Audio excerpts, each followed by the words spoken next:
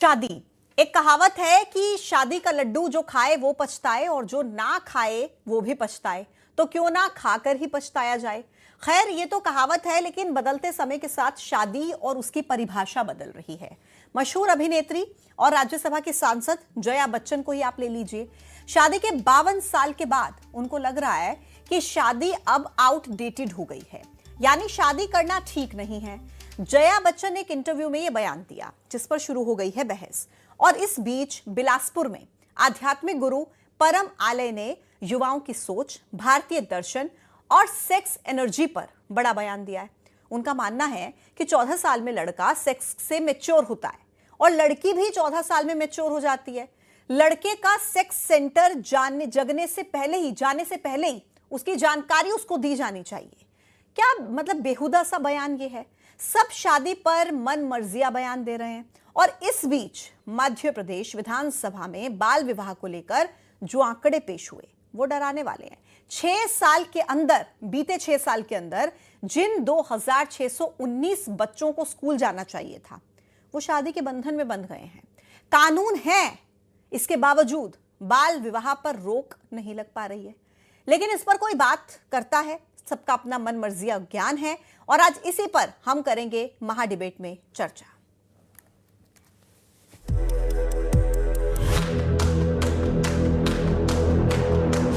शादी, बाल विवाह और सेक्स, इन 3 शब्दों पर सबका अपना अपना ज्ञान है। सबसे पहले बात बाल विवाह की। मध्य प्रदेश विधानसभा में दिए गए आंकड़ों के मुताबिक प्रदेश में बीते 6 साल में 2916 बाल विवाह के केस मिले हैं। यानी मध्य प्रदेश में हर महीने 42 बाल विवाह हो रहे हैं। बाल विवाह को लेकर मध्य प्रदेश में सियासी बहस छिड़ गई है। ये बहुत ही चिंताजनक विषय है। एक तरफ हम सबकी जिम्मेदारी है, एक एक विधायक, एक एक व्यक्ति जो कहीं ना कहीं हिस्सा है लोकतंत्र का, कि ऐसी सामाजिक कुरीति समाप्त हो, खत्म हो। ये बाल विवाह ऐसा मुझे तो लगता नहीं, आज कहीं इस विषय को लेकर के विधानसभा में तो कोई वो था नहीं। अब आप लोग कह रहे हैं, पर इसमें दिखवाएंगे हम लोग कि क्या है क्या नहीं, कहाँ से आंकड़े क्या। एक तरफ बाल विवाह हो रहे हैं, दूसरी तरफ राज्यसभा के सांसद और मशहूर अभिनेत्री जया बच्चन के बयान ने एक नया बखेड़ा खड़ा कर दिया। जया का मानना है कि शादी करना ही सही नहीं है। ये ख्याल उनको शादी के 52 साल के बाद आया है। जया के बयान पर संतों में भारी आक्रोश है। इस बीच बिलासपुर में आध्यात्मिक गुरु परम आलय ने युवाओं की सोच और भारतीय दर्शन और सेक्स एनर्जी पर बड़ा बयान दिया है। 2 जड़ें हमारी मजबूत करती है, भोजन और सेक्स। न तो सेक्स एनर्जी के बारे में कोई बातें हो रही है, न भोजन के बारे में कोई बातें हो रही है। शादी ब्याह पर ये बहस क्यों, और इससे भी इतर गुरुकुल वाले ज्ञान के सहारे आध्यात्मिक गुरु परम आलय क्या कहना चाहते हैं, आज इसी पर करेंगे महा डिबेट में चर्चा।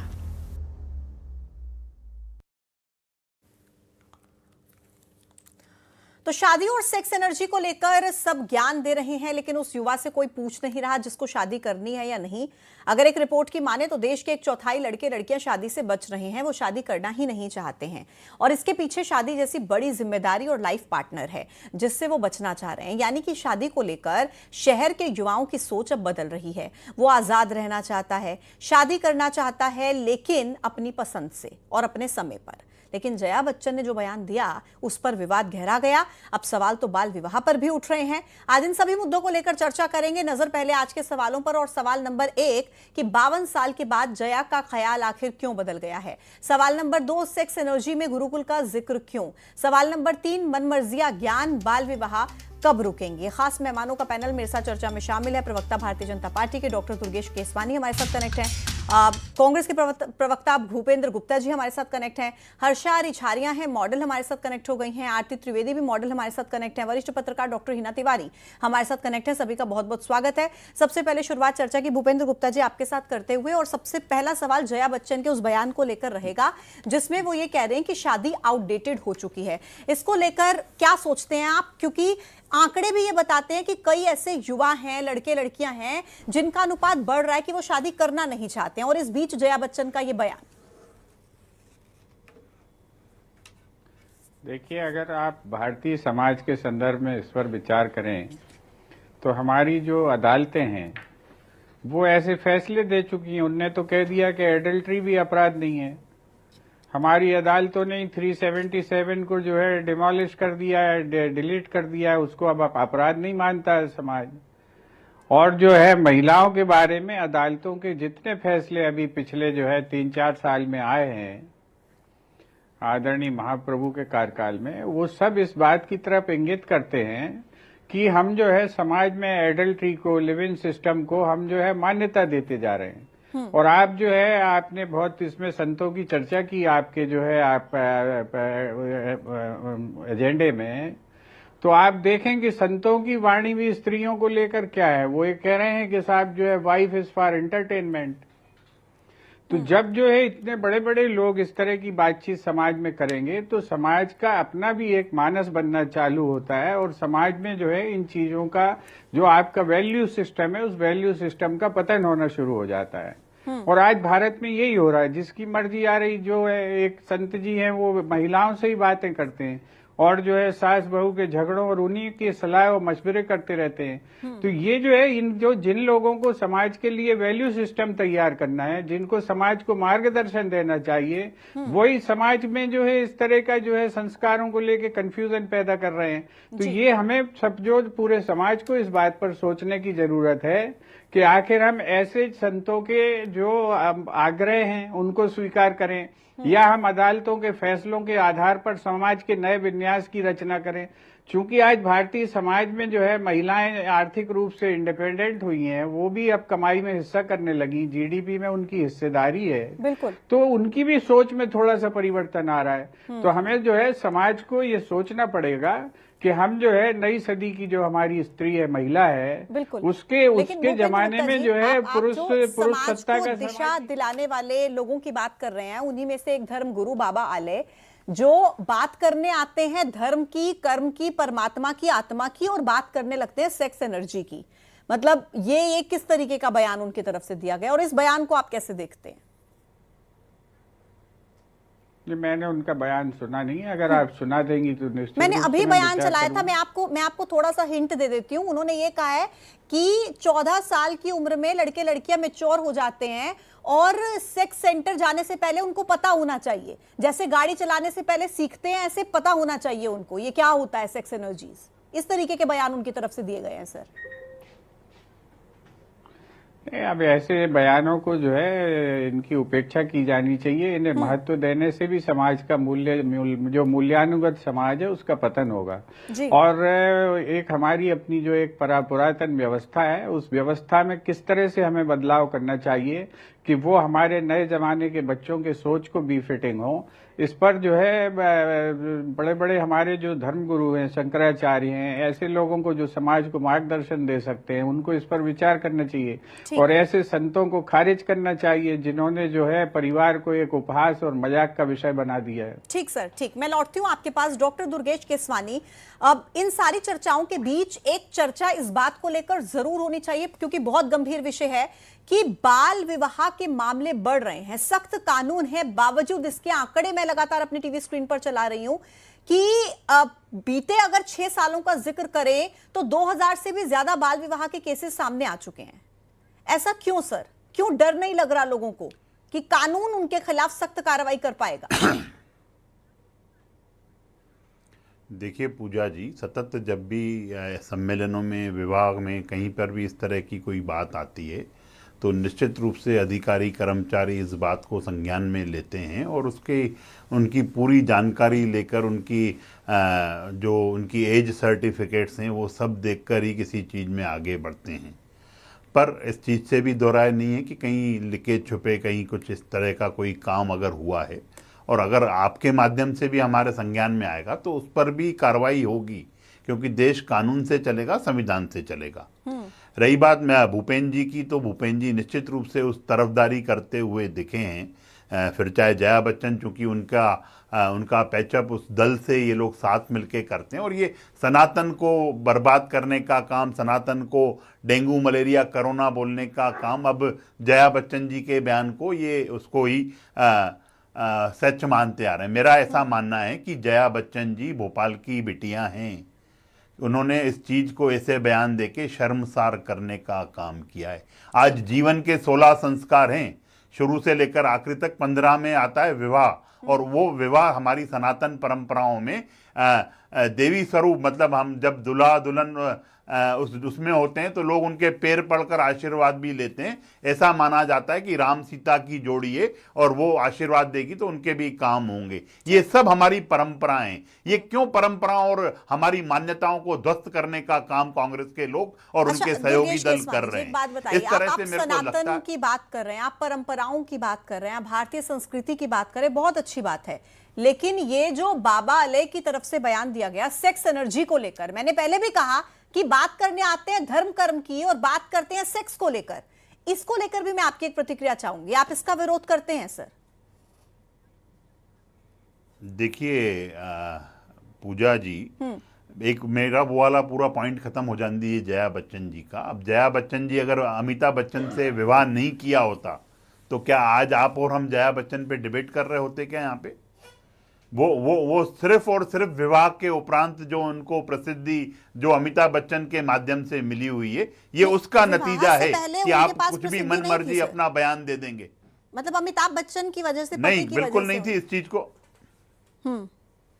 निश्चित रूप से आज अगर वो जया बच्चन, जिस नाम उनके आगे बच्चन जुड़ा हुआ है, वो सदी के महानायक हैं। आप उनकी वजह से वो लोकसभा में राज्यसभा में गई हुई हैं और ये तो सब इसमें उसमें वो क्या है?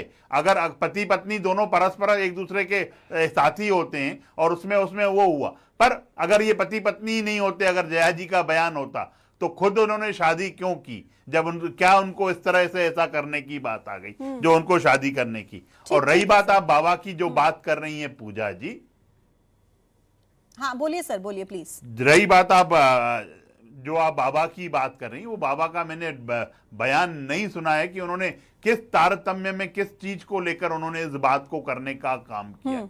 हम निश्चित रूप से उसके इन चीजों के, क्योंकि संत तो हमेशा से ही सद्भाव का मार्ग दिखाते हैं, संत हमेशा समाज को जोड़ने का काम करते हैं। और ये मुझे नहीं लगता है कि ये बाबा का विषय नहीं हो सकता है कि सेक्स एजुकेशन क्या किया जाना चाहिए, क्या नहीं किया जाना चाहिए। ठीक है सर, कोशिश करते हैं अपनी टीम से बोलते हो, अगर हम बयान सुना पाए, अगर हमारे पास है तो जरूर मैं कोशिश करती हूं, क्योंकि भूपेंद्र जी भी कह रहे थे कि उन्होंने वो बयान सुना नहीं है। खैर, मैं उनसे पहले हर्षा जी के पास जाऊंगी, सनातनी प्रचारक भी, क्योंकि हर्षा रिछारिया जी हैं। हर्षा जी, बाबा आले को लेकर हम यहाँ पर जिक्र कर रहे हैं, जिन्होंने आज वो जब बिलासपुर में बात करने आए थे, परमात्मा की आत्मा की प्रवचन देने के लिए आए थे, लेकिन इस बीच वो बात करने लगते हैं सेक्स एनर्जी की और उसमें जोड़ देते हैं गुरुकुल शब्द। तो आपको लगता है कि संतों महात्माओं को इस तरीके के शब्द, इस तरीके की बातें शोभा देती हैं, करनी चाहिए क्या? देखिए पूजा जी, मुझे सबसे पहले ये लगता है कि वो वीडियो एक बार क्लिप प्ले हो जाना चाहिए, ताकि हम जो लोगों ने उसको नहीं देखा है और नहीं सुना है, तो हमें वो एक बार क्लियर हो जाए कि वो आखिर क्या विषय चल रहा था, क्या एग्जैक्ट बात उन्होंने बयान दिया है। तो उसके बाद अगर हम अपने विचार रख पाएंगे तो वो ज्यादा इजी हो पाएगा, क्योंकि ये जो सेक्स एजुकेशन का जो सब्जेक्ट है वो बाबा बैठ के अगर उस पे कुछ बोले, कुछ टीका टिप्पणी करें, तो मुझे नहीं लगता कि वो उचित है।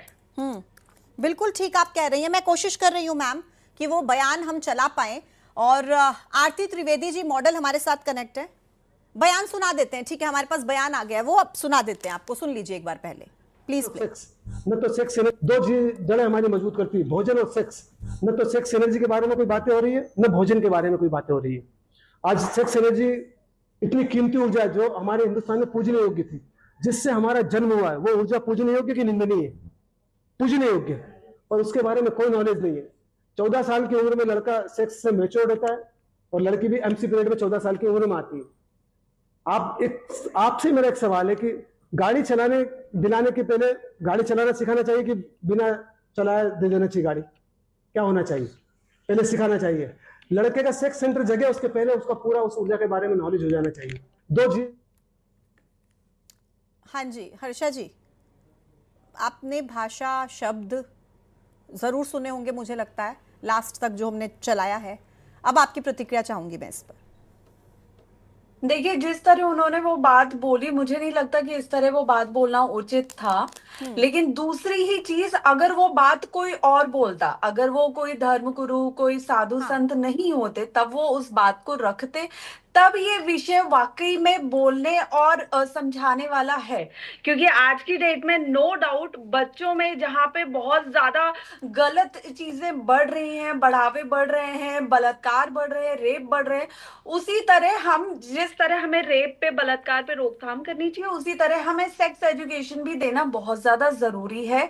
लेकिन ये अभी भी मैं कह रही हूँ कि ये कोई साधु संत इस पे टीका टिप्पणी करे, बिल्कुल। इसको बोले, तो ये मुझे नहीं लगता कि हाँ, उचित है। हर्षा जी आप बिल्कुल सही कह रही हैं, सेक्स एजुकेशन पर बात होनी चाहिए, लेकिन जिस तरीके के उदाहरणों का जिक्र उनकी तरफ से, शब्दों का जिक्र उनकी तरफ से किया गया, गाड़ी चलाने से पहले सीखना जरूरी है, मतलब ये शोभा नहीं देते हैं ना अगर कोई इस तरीके के प्रवचन सुनाने के लिए आया हुआ है तो। मैं लौटती हूँ आपके पास। बिल्कुल नहीं देते हैं। उन्होंने जो उदाहरण भी दिया है वो उदाहरण भी बिल्कुल उस जगह पे बैठ के देने लायक नहीं है। बिल्कुल बिल्कुल। मैं लौट रही हूँ आपके पास। आरती त्रिवेदी मॉडल हैं। आरती जी आपकी क्या राय है जया बच्चन के उस बयान को लेकर जिसमें उनको अपनी शादी के 52 साल के बाद ये लगता है कि शादी आउटडेटेड हो चुकी है? क्या वाकई आउटडेटेड है शादी, नहीं करना चाहते लड़के लड़कियां?